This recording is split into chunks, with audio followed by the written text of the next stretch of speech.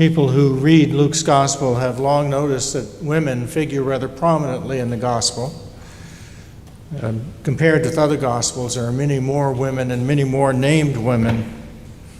When you add the women who have found their way into Luke's companion volume, Acts, that even more impressive, the number of women that figure in the narrative. And not only are women mentioned more frequently and more often named, but they are also have roles that are significant and important. And not infrequently, the women come off a whole lot better than the men in the gospel, even perhaps particularly the disciples. At the very beginning of the gospel, you have two women that figure prominently, Mary, the mother of Jesus, and Elizabeth, her kinswoman. And Mary particularly comes off better than Elizabeth's husband, Zechariah, a priest, who when an angel comes to him and tells him that he's going to have a son, is so skeptical about the whole thing that he loses his voice. He can't speak until the child is born. Mary, on the other hand, as well known, accepts what the angel tells her and is blessed. There is old Anna in the temple when Jesus is going to be circumcised, dedicated.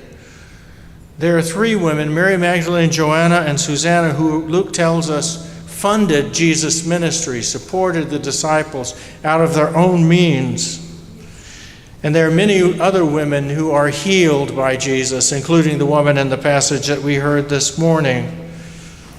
Peter's mother-in-law, the woman who lost her son, the woman with the bleeding problem, the girl who died, and many others. And there's Mary and Martha, who were so important in Jesus' ministry. Many of these that we wouldn't know who they are without the explications of the Gospel of Luke. And then, perhaps most important, are the women who are first at the tomb, first to bear witness to the resurrection of Jesus, not only in Luke, but in the other Gospels as well. And then there are all these other women that I mentioned that are in the book of Acts that I won't go into, except for one of them that I really loved, the story when Peter is in prison and he's let out of prison by an angel, and he goes to the door where they're praying for Peter to be released. And he comes to the door and he's knocking on the door, and a young servant girl named Rosie, comes to the door, and she hears Peter's voice. She's so excited that she runs back to the people that have been praying for his release and say, "Peter's out there by the front door." And they say, "You're crazy." But he is. And eventually they let him in. She knows more than they did. And so here we have the story of this woman who has been bent over, burdened for 18 years, as if she's had a heavy weight laid on her back. And Jesus is there, and he heals her. Now, to understand what Luke is trying to get at in this, we have to go back to chapter 4, where Jesus goes to his hometown and gives a sermon at Nazareth, his hometown, and he talks about what his ministry entails: good news to the poor, freedom for prisoners, recovery of sight for the blind, to set the oppressed free and proclaim the year of the Lord's favor. And all of this is really good. They're really happy to hear this in Nazareth. They want all of this to happen. But then Jesus begins to tell them that it's not just the people here, it's not just people in their own ethnic and religious community that are going to benefit from this. And they get so angry about this failure of expectation, that they're ready to throw him off a cliff. It appeared to them that Jesus was taking what belonged to them, what was theirs, what they were entitled to, and giving it to someone else. A group that not only didn't deserve it, but deserved God's judgment. Those are our promises, not theirs, they appeared to be saying. God's graciousness toward their old enemies didn't set with them very well. They were entitled to this, not them. Now, something similar happens in this story. In spite of the good thing that Jesus did, like the good message that he gave, in this story, he heals this woman. She rejoices, obviously. The people are happy, but the synagogue official is not. because this didn't meet his expectations, as it didn't meet the expectations of the listeners in chapter 4, because Jesus healed on the Sabbath. Now, Jesus had gotten in trouble for doing this before, for healing on the Sabbath. And the man rather piously says, look, you've got six days that you can come and get healed. Don't do this on the Sabbath. Don't come on the Sabbath. Keep the Sabbath sacred. Jesus is having none of it. For Jesus, human suffering trumped their religious rules any day. And he tells a man, look, you've got oxen, you've got a donkey. If you go out on the Sabbath, you'll give them water to drink. You'll care for them. And here is this woman, this daughter of Abraham, that has been oppressed and bound up for 18 years. I'm not going to wait a day. I'm not going to wait an hour to heal her. Doesn't matter whether it's on the Sabbath or not. As he would say elsewhere, the Sabbath is a time to do good, to heal, and not kill. So Jesus goes on and does what his opponents despise. Now, we shouldn't be too hard for the people that Jesus opposes for letting their religious convictions get in the way of their human compassion, letting their religious convictions getting in the way of this woman's burden being removed. Far too often, we have also used our religious scruples to determine who deserves our help and who doesn't. We've excused ourselves from helping for certain specious reasons, but Jesus simply sweeps all this aside. We have laid expectations on people to deserve our help far too often. Maybe we've required them to change or to pretend that they're changing.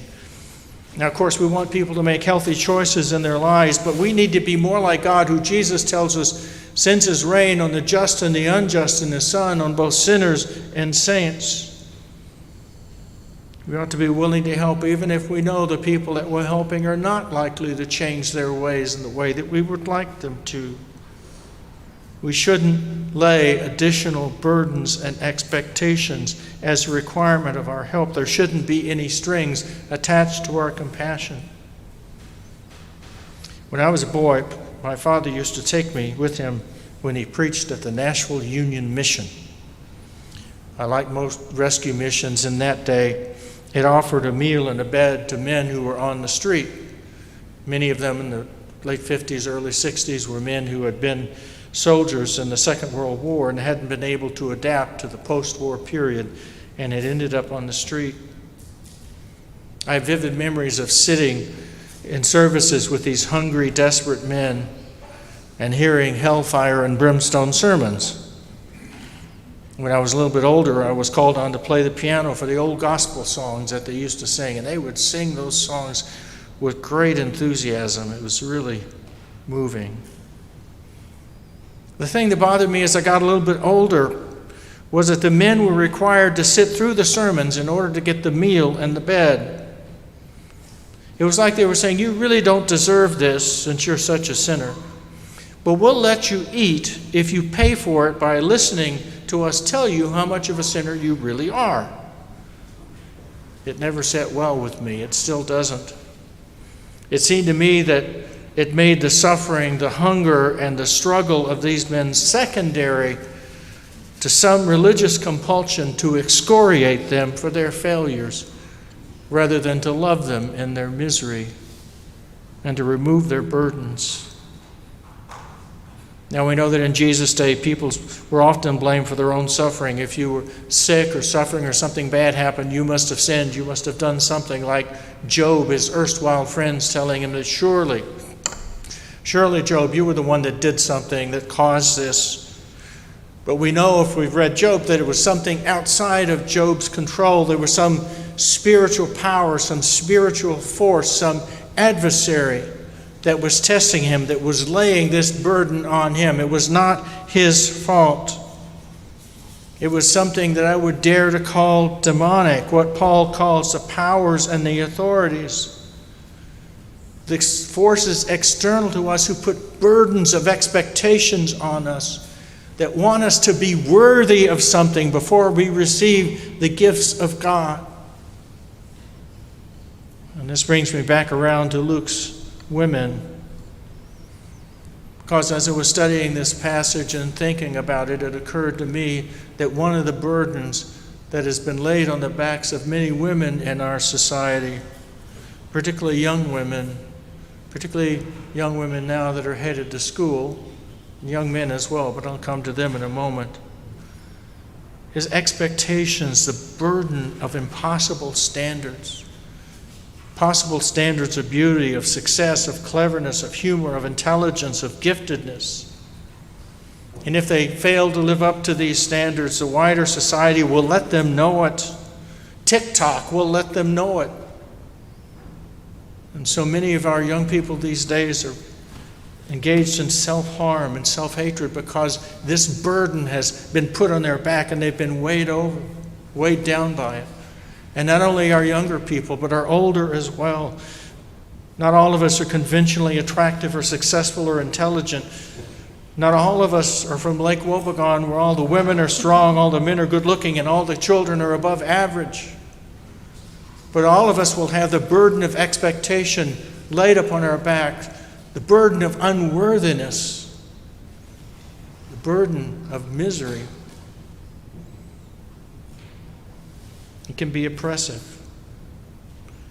And I think one of the things that I see Jesus doing in the Gospel of Luke when he's in his care and his lifting up of women is to see how battered and oppressed they were in that day by religious and cultural and political leaders who laid burdens on their back, who thought they were less than, who diminished and dismissed and underestimated them, as often happens to both men and women in this society. And so we carry around this burden of expectations, this burden of failure, this burden of disappointment that we are told over and over again that we are not worthy.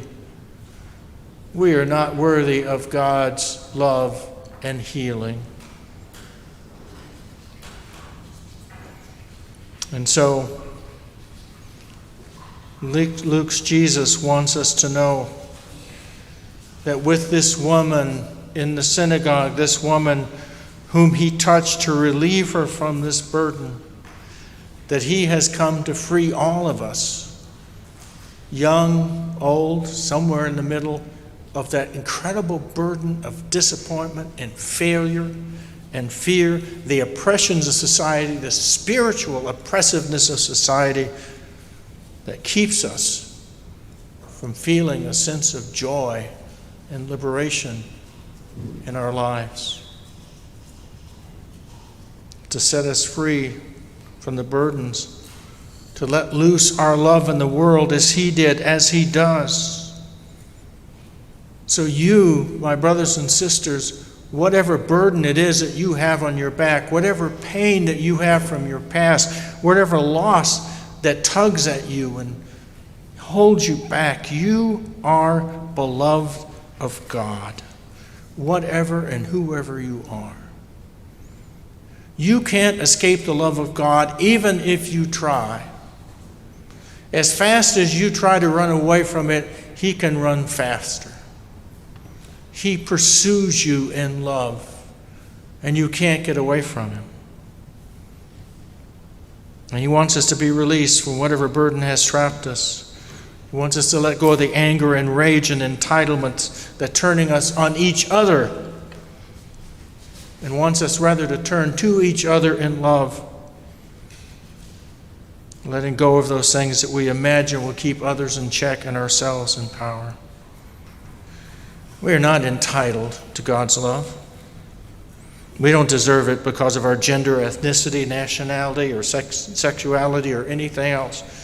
We're not entitled to it, but receive it because we are beloved children of God, sons and daughters of Abraham, loved forever in Jesus Christ. Beloved child, this morning I hope that you will feel the hand of Jesus on your back releasing whatever it is that has bowed you down, letting you stand up full and free and rejoicing. And then go out and relieve the burden of others. In the name of the Father, and the Son, and the Holy Spirit. Amen.